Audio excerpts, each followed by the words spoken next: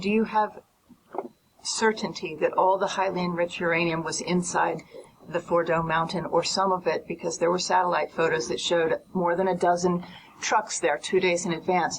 Are you certain none of that highly enriched uranium was moved? Of course, we're watching every single aspect, but Jennifer, you've been about the worst, the one who misrepresents the most intentionally. What the president says. I'm familiar. About the ventilation shafts on Saturday night, and in fact, I was the first to describe the B-2 bombers, the refueling, the entire mission with great accuracy. So I take issue with that. I appreciate you acknowledging that this was the first the most successful mission based on operational security that this department has done since you've been here, and I appreciate that. So Absolutely. We're looking at all aspects of intelligence and making sure we have a sense of what was where.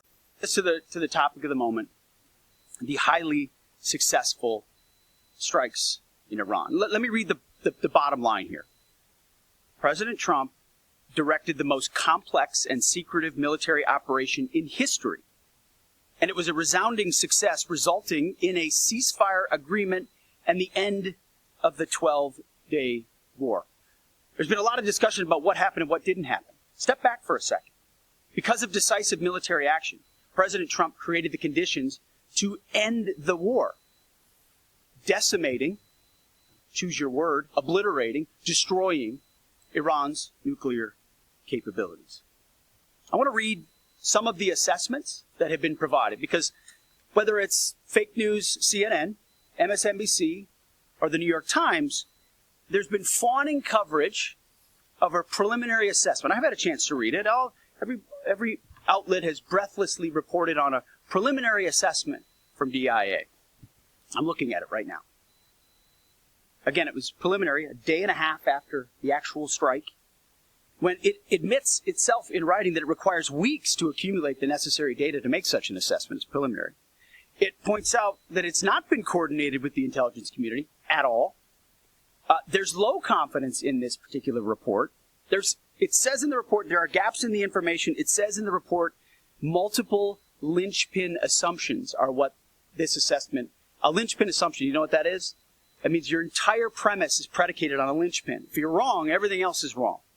And yet, still, this report acknowledges it's likely severe damage. Again, this is preliminary, but leaked because someone had an agenda to try to muddy the waters and make it look like this historic strike wasn't successful. I'm going to get to the chairman in a moment because he's going to lay out the particulars for you based on his professional military experience. But here's what other folks are saying.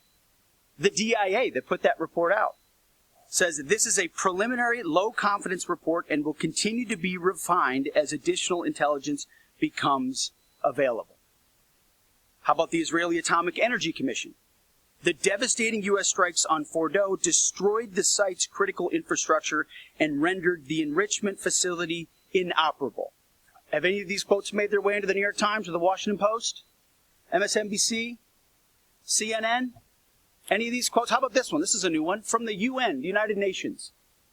No friend of the United States, or certainly Israel often. Here's the head of the UN Atomic Energy Agency this morning, Rafael Grossi. U.S. and Israeli strikes caused enormous damage to Iran's nuclear sites. Don't take my word for it. How about the IDF's chief of staff? I can say here that the assessment is that we significantly damaged the nuclear program, setting it back by years. I repeat, years. The Iranian foreign minister, the spokesman, our nuclear installations have been badly damaged, that's for sure. I'm sure that's an understatement. John Radcliffe, the director of the CIA, putting out a statement just last night. CIA can confirm that a body of credible intelligence indicates Iran's nuclear program has been severely damaged by recent targeted strikes. This includes new intelligence from a historically reliable, very different than preliminary assessment with low confidence. He's saying historically reliable and accurate source and method that several key Iranian nuclear facilities were destroyed and would have to be rebuilt over the course of years.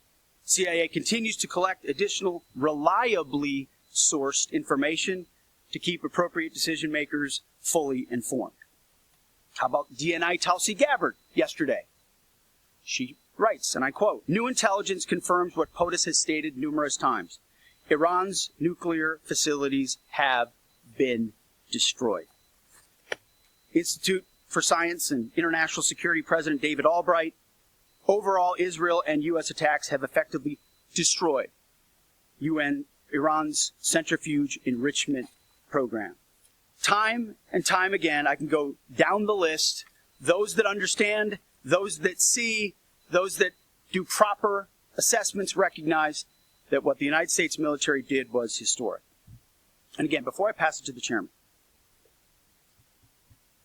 because you, and I mean specifically you, the press, specifically you, the press corps, because you cheer against Trump so hard, it's like in your DNA and in your blood to cheer against Trump, because you want him not to be successful so bad, you have to cheer against the efficacy of these strikes.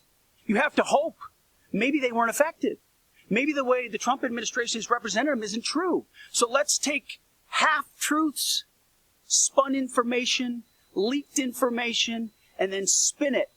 Spin it in every way we can to try to cause doubt and manipulate the public mind over whether or not our brave pilots were successful. How many stories have been written about how hard it is to, fly a plane for 36 hours?